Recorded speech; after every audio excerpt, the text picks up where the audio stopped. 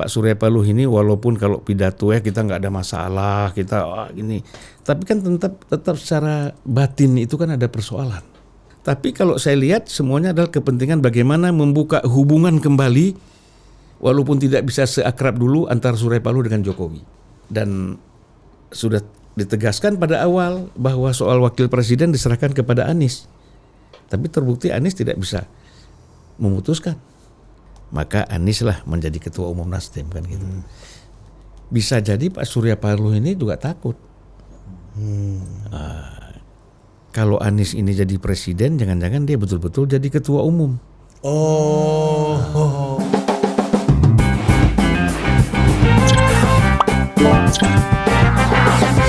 Mantap ya. Dan ini bisa sejarah. Oke, kita masuk ke tema selanjutnya dan kita kembali mengupdate soal politik kekinian yaitu mengenai seorang filsuf Anies Rashid Baswedan. Filsuf. Yang kalau tidak dicalonkan dan karena akan menjadi filsuf. Iya, akan jadi filsuf. Kalau dicalonkan bisa jadi presiden. Ya. Update paling baru gimana? Ya, pertemuan di Eropa gitu. Eropa. Ya, dan itu ada dari laporannya dari Instagram Peter F. Gonta. Gua nggak tahu itu apakah itu foto yang harus dibagikan atau tidak gitu. Pak Peter kita benar. Tapi kita hebat Pak Pit itu keren. Kita harus undang PFG sih. Iya, Pit keren banget Pak Pit. Jadi gue nggak tahu itu apakah dokumen rahasia. Pit ini udah ketemu nih, mungkin kayak gitu kan dia posting di Instagram.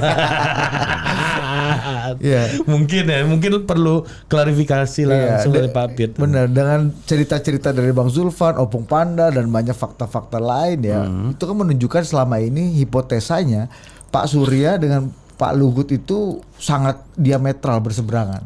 Bahkan salah satu yang quote unquote menjadi obstacle Pak Luhut waktu itu menjadi menteri Pak Jokowi di periode awal adalah Pak Surya dan Pak JK dan Bu Mega. Ya, jadi pertemuan itu fotonya, tolong tampilkan nanti fotonya ya. Foto yang mana? Yang di sana? Di Eropa. Ya. Oh, yang kemarin kan udah banyak itu. Iya, itu Pak Peter Gonta tuh. Iya, saya tahu. Awalnya Peter Gonta. Apa yang Abang baca dari pertemuan Pak Luhut, Pak Surya Paloh dan Peter Gonta. Dan itu di ke Eropa itu kan, dan Mas Anies di saat-saat yang bersamaan juga lagi di Inggris. Ya, kalau kita lihat dari pertama kan yang latar belakang ya. Kalau kita lihat latar belakang sangat sulit Pak Luhut untuk ketemu dengan Pak Surya. Itu kan. Baik cerita Panda, cerita Abang juga. Ya, saya juga bisa ada pengalaman, ya kan. Dan bahkan itu sangat keras, gitu kan, pukul-pukulan meja kan gitu. Nah, sehingga tidak mungkin. Tetapi kenapa ini bisa ketemu? Nah, pertama kita tanya, ini ketemu ngopi-ngopi biasa atau sambilan memang ada ingin yang dibicarakan? Nah, pertama kalau kita lihat yang ngatur pertemuan ini Peter Gonta, nah, kita tahu Peter Gonta ini kan Dewan Pakar, ya, salah satu anggota Dewan Pakar Nasdem. Ya, dan dekat dengan keduanya, ya saya kira pasti ada pembicaraan karena Pak Surya Paloh ini walaupun kalau pidato kita nggak ada masalah, kita gini, tapi kan tetap secara batin itu kan ada persoalan. Terutama persoalan bagaimana dia yang begitu dekat dengan Pak Jokowi tiba-tiba jarak dari 2 cm ya di 20 kilo. 20 kilo. Yang biasa presiden ditelepon oleh Pak Surya kering baru sekali langsung, ya Bang apa kabar Bang? Tiba-tiba sekarang 10 kali pun mungkin ditelepon nggak diangkat. Iya, sampai acara Nasdem ulang tahun aja video pun nggak dikirim sama presiden. Kalau kata Bang Panda gereja Kuajaka BP dikirim sama presiden. Video call dengan gerejaku katanya kan. Dan Bang Surya ini bukan tipe seorang pergerakan dari bawah. Bukan orang yang aktivis dari rakyat gitu, bukan. Iya kan? Dia ini kan terus terang aja kan anak seorang polisi. Kita tahulah kalau polisi itu punya jabatan di daerah kan hidupnya pasti beda dengan kehidupan rakyat. Walaupun tinggal di tengah-tengah rakyat, tapi pola hidupnya kan beda. ya kan? Nah, kemudian dia masuk dalam dunia usaha. Dalam dunia usaha ini pun sudah ada yang modali. Lah kan abang iparnya Pak Surya itu kan namanya Pak Yusuf Gading. Yusuf Gading itu dulu yang menguasai lotre, NALO, National Lottery, ingat nggak? Yang penasehatnya itu Pak Ibu Tin Soeharto. Yang tukang becak rakyat-rakyat dulu semuanya pasang buntut-buntutnya itu. Orang gila pun jalan kita tanya, apa kau mimpi tadi malam? Oh itu kakak iparnya Pak Surya. Ya. Oh. Ibunya kakaknya Ibu Irfan Gading. Jadi inilah yang memodalkan awal-awal Bang Surya itu menjadi pengusaha.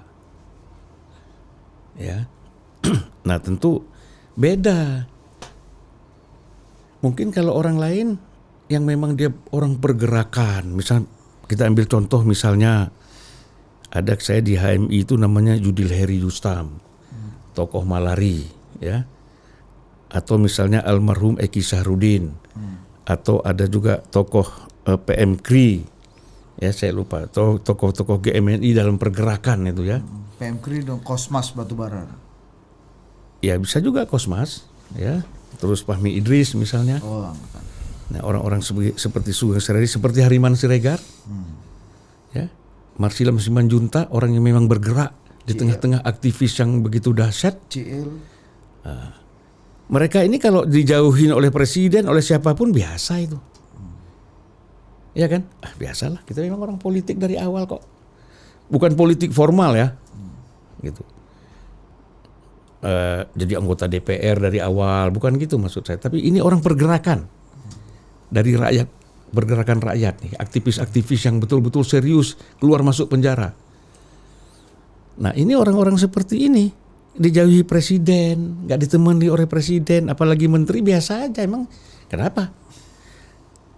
Tapi orang tipe seperti Surya Paloh nggak siap. Saya tahu betul nggak siap dia dijauhi oleh presiden.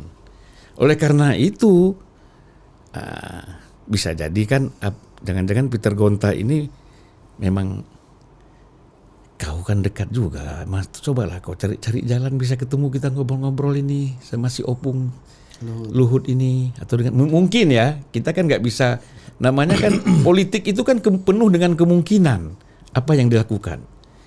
Nah yang tahu ini kan orang itu bertiga. Bagaimana awal ceritanya dia bisa ketemu. Tapi kalau saya lihat semuanya adalah kepentingan bagaimana membuka hubungan kembali walaupun tidak bisa seakrab dulu antara Surya Paloh dengan Jokowi. Nah ada lagi di media sosial mengatakan Surya Paloh siap tidak mencalonkan lagi Anies asalkan atas permintaan Jokowi. Nih kalau ini benar nih aneh lagi nih. Gitu kan? Nah kita nggak tahu ini benar atau enggak. Namanya medsos kan macam-macam bisa keluar. Benar aneh lagi itu maksudnya apa Bang? Apa hebatnya itu? Apa anehnya? Ya, hebatnya ya kalau apa itu betul-betul terjadi karena permintaan Pak Jokowi misalnya, dan saya nggak yakin juga Pak Jokowi minta seperti itu, ya. Dan Surya Paloh tanpa diminta pun bisa jadi juga dia belok. Ya belok, dia kan setelah lihat bahwa Anies ini nggak mungkin juga karena Demokrat belum selesai, ya kan. Nah, jadi kira-kira begini, saya tidak mencalonkan Anies, tidak mendukung Anies itu bukan karena saya yang mau, tetapi dari segi threshold memang tidak mencukupi. Sebenarnya jalan untuk mencukupi kan ada. Salah satunya misalnya menjadikan AHY menjadi wapres. Selesai barang. Selesai. Mungkin PKS juga bisa deal yang lain kan gitu. Tapi kan sampai sekarang keras tidak ingin AHY. Dan sudah ditegaskan pada awal bahwa soal wakil presiden diserahkan kepada Anies. Tapi terbukti Anies tidak bisa memutuskan dengan berbagai pertimbangan. Nah, jadi ini akhirnya kesimpulannya Anies ini dibuat bagaimana caranya tidak bisa maju. Wah ini dealnya kan luar biasa kan. Oh artinya pertemuan dengan Pak Luhut itu upaya untuk meninggalkan Mas Anies atau malah membuka peluang baru untuk Mas Anies menurut Abang? Enggak lah, mana mungkin buka peluang. Makin jauh peluangnya itu. Makin dekat Anies itu ke Amerika belajar filsafat. Atau mungkin karena bicaranya di London ya, ya paling enggak di Oxford lah. Ya, kan udah. Ya kan gini, Oxford juga perlu juga dulu memanggil tuh apa yang Anies punya itu Apa? Indonesia mengajar. Indonesia mengajar ya kan, di sana bisa juga dibuat Indonesia mengajar untuk di Oxford kerjasama dengan Erick Thohir, Anin kan, karena kan mereka sudah pegang Oxford Club FC. Bola ya. Bola. Dan hebat itu, saya udah nonton kemarin waktu lawan Manchester City, hampir kalah Manchester City itu sama Oxford itu. Padahal dia kelasnya Tempe. levelnya level ketiga itu, apa keempat.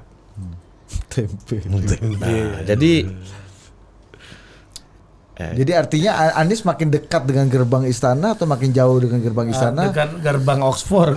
Iya. Atau Surya Paloh makin dekat dengan gerbang istana atau makin tambah jauh lagi dari 20 ke 25 km? Kalau Anies bisa saja dekat dengan gerbang istana, tetapi untuk menjadi ini gerbang maksudnya untuk calon ya, saya kira makin jauh. Surya Paloh bisa agak mendekat, gitu. Kalau Anies nggak maju, merehabilitasi hubungan ini. Walaupun kan yang namanya cacat ya tetap aja cacat ya kan. Luka itu walaupun sembuh kan tetap ada bekasnya itu. Apalagi kalau kita udah tua, kalau anak-anak bisa hilang gitu. Ya kan lukanya itu, bekas lukanya kan susah sembuh tuh. Terpaksa kita cari dokter kulit yang ahli-ahli kan. Belum kalau ada gula sedikit kita kadang susah. Agak permanen ya. Jadi ya tidak ada salahnya sih kalau berupaya untuk ingin mendekatkan diri lagi kepada Pak Jokowi. Bang, artinya Abang bilang bahwa Mas Anies semakin jauh dari potensi menjadi RI1. Ya. Tapi Bang Surya berpotensi merehabilitasi hubungannya dengan Pak Jokowi. Artinya pertemuan ini bisa mensinyalkan bahwa Bang Surya mulai perlahan-lahan meninggalkan Mas Anies. Ya, kalau dia ingin mendekatkan diri kepada Jokowi, itu harus dia lakukan. Nah, lebih untung mana? Kalkulasi politik ini kan ada dua Ya, pilihan. kalau kita bicara begini, buat Surya Paloh kan yang penting menyelamatkan dirinya dulu lah. Anies itu soal kedua. Kecuali kalau Anies betul-betul bisa maju sebagai capres dan menang, itu dia akan nempel ke Anies. Sekarang kan dia udah lihat nih, kok nampaknya tambah jauh ini menjadi capres ini. Ya kan, ada pertemuan Demokrat dengan Gerindra, ya kan, kemudian PKS juga begitu gitu. Ini jaraknya makin jauh dengan Nasdem. Nah itu kemungkinan ini membuat dia semakin ragu dengan pencapresan Anies ini, gitu. Nah jadi ini ya kayak bakal pencapresan Anies ini dalam tanda kutip buat Surya Paloh bakal jadi proyek mangkrak nih, yang ditinggal gitu. Ya, yang kasihan Anies ya. Ah, kenapa tuh Bang? Ya kasihan lah Anies. Anies ini kan, ya Anda bayangkan aja, sudah begitu semangat keliling daerah ya kan, kader-kader Nasdem. Nah, jadi bukan Anies saja, kader Nasdem itu juga kecewa. Kecuali kalau yang waktu Anies datang ke daerah itu bukan kader Nasdem, sebenarnya kader-kader umat Islam yang kemudian dibajukan Nasdem, bisa juga gitu kan. Umat ini ya. Umat ini kan kalau lihat Anies Baswedan kan, Islam politik ya. Islam politik. Buat dia nggak penting Nasdem atau apa, pokoknya Anies. Ya kan, dikasih baju gratis pun pakai baju Nasdem, nggak ada masalah. Yang penting ketemu dan dia semangat Anies sebagai calon gitu. Walaupun ini partai pendukung Ahok dulu nih ya. Ya itu kan penista agama dianggap. Iya, tapi dipakai juga kaosnya demi Baswedan ini ya Bang. Ini kan demi Baswedan, bisa ketemu, bisa salaman, bisa foto bersama, ya kan? Gitu. Nah, jadi kasihan mereka. mereka juga jadi korban gitu loh. Tapi bagi Nasdem maju mundurnya Project Anies ini menguntungkan aja kan Bang? Maksudnya kalau Anies jadi capres, mereka lah Yang inisiator. meraih keuntungan. Ya kalau Anies nggak jadi pun mereka bisa bilang kok ini bukan karena gua, ini gua udah serius, yang lain nggak serius. Selamatlah hubungan Nasdem dengan Pak Jokowi misalnya kan. Jangan-jangan salah satu yang dibicarakan antara Surya Paloh dengan Pak Luhut di London itu bagaimana cari jalan bahwa Anies tidak menjadi calon presiden bukan karena kesalahan Nasdem tadi kan, karena ada persoalan tidak mencapai 20% threshold itu. Ini kan bisa diciptakan secara psikologis. Orang tahu Demokrat minta pokoknya bagi kami AHY adalah calon wakil presiden kan gitu. Karena Demokrat mengatakan demikian, dari pihak Nasdem misalnya mengatakan kami nggak setuju dengan AHY. Ini kan jadi nggak ketemu. Oh, dibuat deadlock gitu. Oh, iya. Akhirnya apa? Bukan salah kami dong. Oh, artinya bukan kami yang tidak mau mencalonkan Anies, tapi situasi circumstancesnya yang nggak bisa memunculkan Tetapi itu. kan secara survei sangat layak AHY itu menjadi calon presiden. Apa yang nggak disetujui? Punya partai, Ketua umum, ya ada SBY di belakangnya, Presiden juga kan. presiden, kingmaker pula. Nah, dan survei-survei Partai Demokrat itu cukup tinggi, bahkan nomor 3 setelah Gerindra, PDIP, Gerindra, Demokrat misalnya. Apalagi yang kau ragukan? Nah, jadi kalau dilihat dari sudut itu, kayaknya ada upaya sengaja untuk deadlock. Nah, ini nggak boleh terjadi gini. Ini jadi korban siapa? Ya Aniesnya yang jadi korban. Sebenarnya kan kalau dari awal udahlah kita putuskan kita mau koalisi, kan kita jelas cuman bertiga, yang lain nggak mau gabung sama kita. Nggak mau, nggak berani kan juga gitu. Ya udah ambil AHY aja sebagai itu supaya ini clear. PKS tinggal dibicarakan. Nah, itu kan sesimpel itu matematikanya. Kan? Sesimpel sebenarnya. Apa yang membuat udah beberapa kali makan siang, bahkan terakhir abang waktu masih ketua DPP Nasdem ini bilang udah 90% barang ini kan. Lah iya, saya kan bisa berubah jadi dulu kan 20% kita lagi. berpikir itu deklarasinya itu kan 3 partai sekalian kan. Nah, ternyata kan ini hanya Nasdem kan gitu. 10 November ini. 10 November itu harusnya kan 3 partai. Itu udah berapa, kalau 1 bulan itu kan bisa berapa kali makan siang bisa selesai lah. Tapi tiba-tiba diambil kan tanggal 3 Oktober. Hanya Nasdem sendiri. Nah ini sekarang kan begini akhirnya. Kau yang menusuk, kau pula yang bikin tahlil.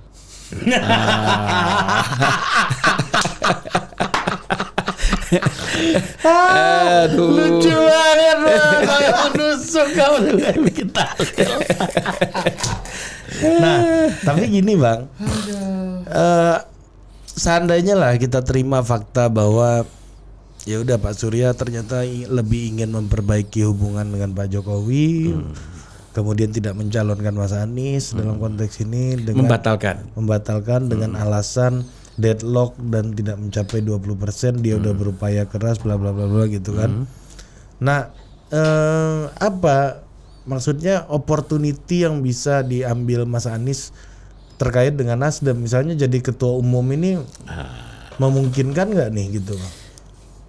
Di dalam diri Nasdem pun, ya katakanlah Pak Surya Paloh, karena kita pernah mengusulkan dulu di sini, kalau Anies itu ingin membesarkan Nasdem dan Nasdem ingin jaya, maka Anies lah menjadi ketua umum Nasdem kan gitu. Bisa jadi Pak Surya Paloh ini juga takut. Kalau Anies ini jadi presiden, jangan-jangan dia betul-betul jadi ketua umum. Ide liar abang ini ya, yang bener juga. Ini baru lagi nih, ini baru ini. Iya kan? Ini baru. Wah, bagaimana? Sementara kan Pak Surya itu sekarang kepingin sekali ya penerusnya. Yang pertama itu kan putranya sendiri kan, gitu. Dan dari segi kapasiti kemampuan ada. Ya kan orang kan semua begitu, kayak SBY kepingin Agus, udah AHY jadi kan gitu. Kemudian Ibu Mega pastilah gimana pun kepingin salah satu putra atau putrinya, terutama Puan ya, yang sudah punya posisi bagus secara politik. Dan tour of duty-nya udah banyak ya Bang. Mengharapkan itu. Artinya ya, apakah itu salah ya? Nggak dilihat dari kapasitas, kemampuan dan semuanya sangat pantas juga. Gitu.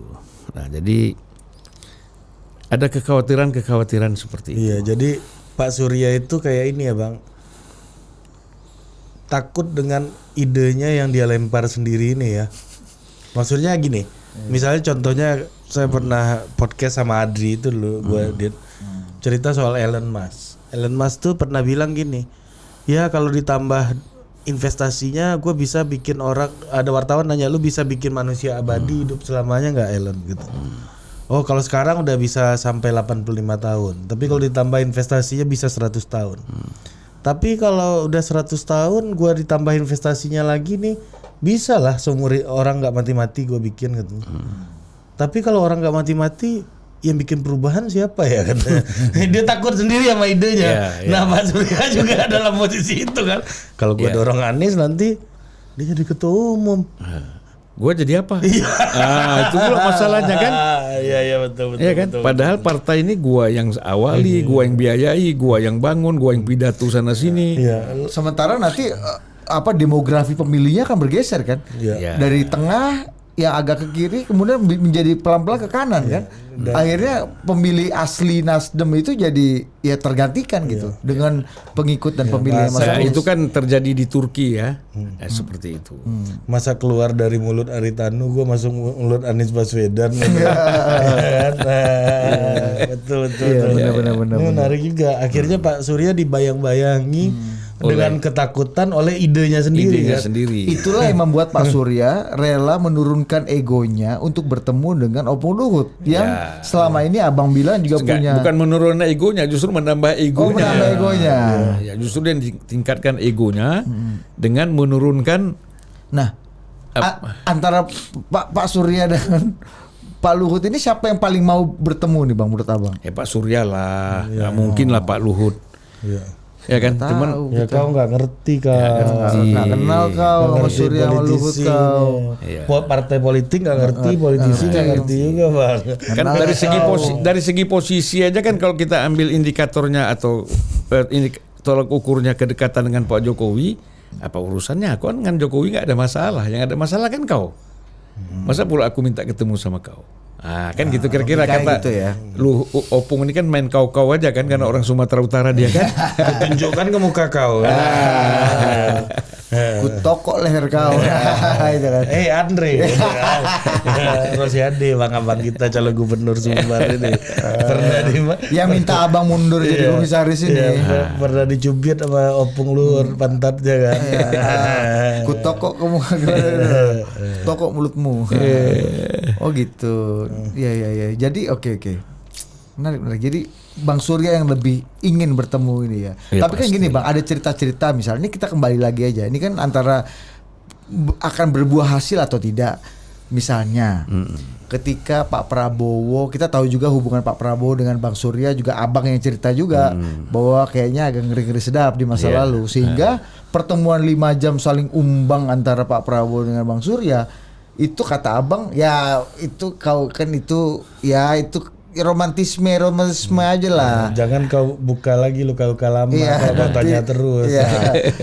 Sekarang udah boleh dibuka nggak luka kering lama. luka bacok ini gitu ya, Bang. Artinya abang bilang pertemuan 5 jam yang hangat ya antara Pak Prabowo dan Bang Surya aja ya itu abang bilang itu nonsens, tidak akan menghasilkan keputusan politik apa-apa. Buktinya kan enggak. Ya maksudku dengan hubungan Pak Surya dengan Bang Luhut, Opung Luhut yang kata abang juga nggak baik-baik aja, apakah juga akan punya resultante yang sama gitu? Gini, Bang Luhut ini menunjukkan kearifan, ya kan? Kearifan sebagai orang yang terus terang saja dia udah pakai budaya Jawa juga dia nih, ya kan? Kelamaan dengan Pak Jokowi udah kayak orang Solo dia. Ya sudahlah, kita ini kan sudah dekat dengan kekuasaan, sudah berkuasa. Kalau ada orang kecil minta ketemu, masa kita nggak mau ketemu kan gitu aja. Kira-kira gitulah. Pak Surya kan dalam keadaan terpojok-pojok, gitu kan. Ya minta ketemu ngopi aja masa nggak mau sih. Iya, Persoalan solusi yang lain-lain tuh soal lain, yang penting ketemu dulu. Ya kalau memang kita lagi senang dan berkuasa itu biasanya memang butuh ketemu orang-orang lemah gitu ya. Buat dia, makanya aku udah bilang. Ya, itulah. Kenapa nggak kau tanya dulu? Iya kan, nah, memang kita butuh kadang-kadang samsak ini kan. Iya kan, lu pernah kan cari teman lu yang hidupnya nggak begitu berhasil gitu kan. Iya, sini dulu. Ya, gue bayarin kopi ya. Setelah dapat pujian, aku bilang kok ikutilah abangmu punya jalan ini ya. Gitu. Bisa jadi itu juga yang disampaikan oleh Pak Luhut, Bang Peter Gonta ke ini, kasihan juga lah. Apa salahnya sih ngopi-ngopi kita ketemu? Ya kan gimana pun kan pernah kenal, pernah ya kan. Perbedaan-perbedaan kita singkirkan dulu lah. Dipotret lah sama kawan. Dulu kan juga bos waktu Pak Surya tiba-tiba ketemu Mas Andis di London. Di London juga kan. Pak Surya kenapa agak dekat sama London bang? Kenapa Pak nostalgianya apa? Itu saya nggak tahu. Baru ini kan. Dan agak lama ya Bang Surya ini di luar negeri ya Bang. Ya lah, biasanya. Maksudnya ini kan gini loh. Ini adalah waktunya untuk bernegosiasi, berdiskusi dan memutuskan keputusan penting gitu kan. Tapi kenapa beliau memilih ada nun jauh di sana gitu? Bang Surya itu paling lama di luar negeri itu bukan Natal dan Tahun Baru. Dia paling lama itu 1 Ramadan sampai 1 hari menjelang Idul Fitri baru ada di Jakarta. Jadi sebulan itu Ramadan ada di luar. Musafir dia. Ya. Kenapa? Musafir berarti boleh nggak puasa dong Pak? Iya. Loh, nanti kan bayar fidyah kan gitu. Loh, itu memang itu real kok. Iya benar bang. Setuju. Oh iya gitu bang. Itu jadi Bang Surya itu ada di Indonesia 1 Ramadan, 2 Ramadan dia ada di luar negeri, apa London, apa Amerika. 2 hari menjelang Id, karena dia ada open house, makanya dia datang. Nah, kalau orang di luar negeri kan musafir. Ya, musafir berarti tidak wajib puasa. Terus kalau dia karena sakit dia nggak bisa mengganti puasanya, nah dia mungkin bisa bayar fidyah. Itu nggak masalah. Ini fatwa nih. Itu saya nggak tahu. Kalau bilang nggak ada masalah itu kan ahli-ahli fikih yang harus jawab. Bukan maksudnya mau bayar numbersnya kan nggak masalah. Ya itu kan itu urusannya majelis tarjihnya Muhammadiyah dengan majelis fikihnya NU lah. Maksudnya Budi itu membayar fidyah ini bukan masalah buat Bang Surya. Oh nggak kecil kali lah. Makanya itu dia maksudku Bang. Hari ini memang jago mengartikulasikan. Nah nggak tunggu. Artinya apa kalau sekarang ini kan bukan 1 Ramadan, iya dong? Iya, artinya apa? Iya. Tahun baru Natal, katanya nggak biasa Bang Surya ada di tahun baru dan Natal di luar negeri sebentar aja paling. Ya ini kan lama sekali ini gitu lama loh. Sekali. Mungkin sakitnya dalam. Bukan sakitnya parah, sakitnya dalam.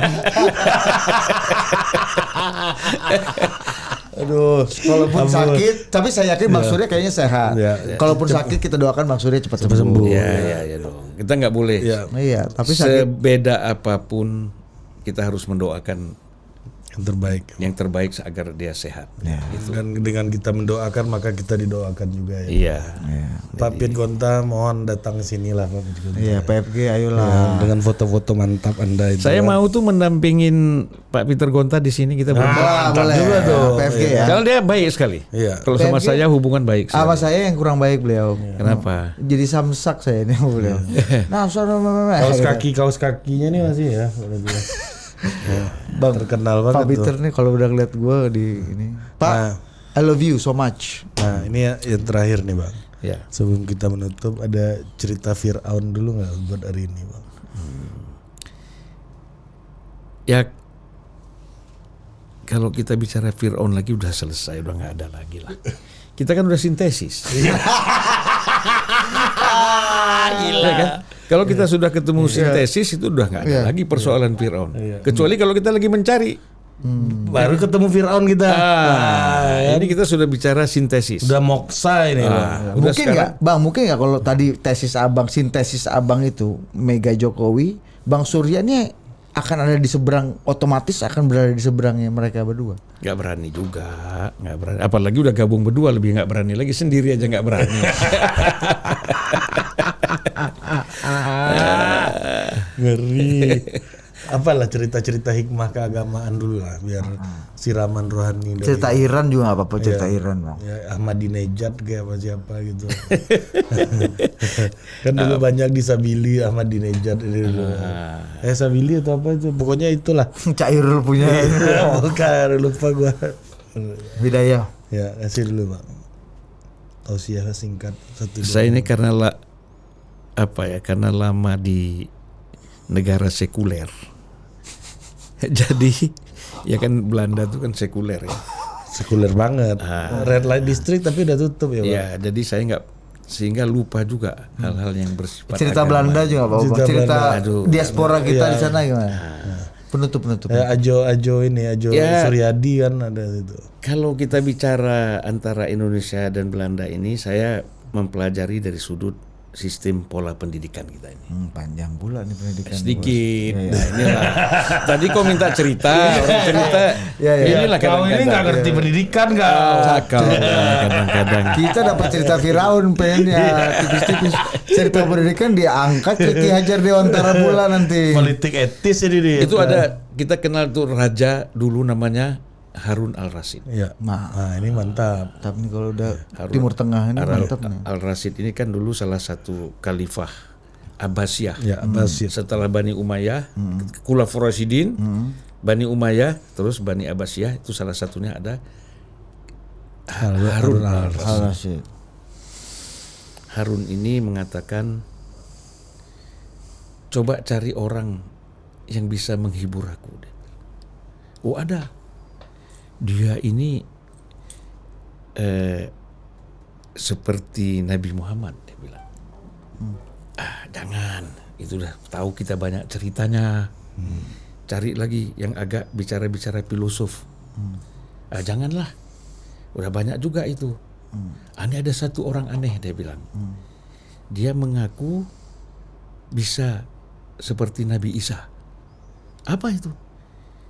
Dia bisa menghidupkan manusia dan bisa mematikan manusia. Nah, itu boleh tuh, dia bilang. Datang ini orang, terus cerita panjang lebar. Katanya kamu seperti Isa, bisa menghidupkan orang mati, mematikan orang hidup. Ya tidak persis seperti Isa, tapi beberapa kali terjadi, dia bilang. Bagaimana caranya? Gampang. Sekarang Anda saya tes, saya matikan, kata. Si raja ini mau dimatiin dulu sama dia kan. Oh, kata raja, jangan saya dulu. Ajudan saya. Ya, akhirnya dites. Ajudannya dites, ya kan? Si rajanya ngintip dari luar mati. Rupanya nggak mati-mati.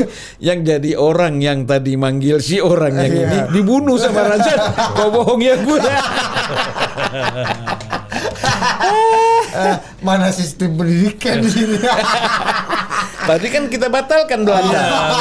Kau nggak setuju Belanda, lari kita ke Arab. Ya, makanya kau minta aja Tapi jelas-jelas. shiftingnya nggak ada kode-kode. Ada juga cerita nih. Aduh, bakti kita.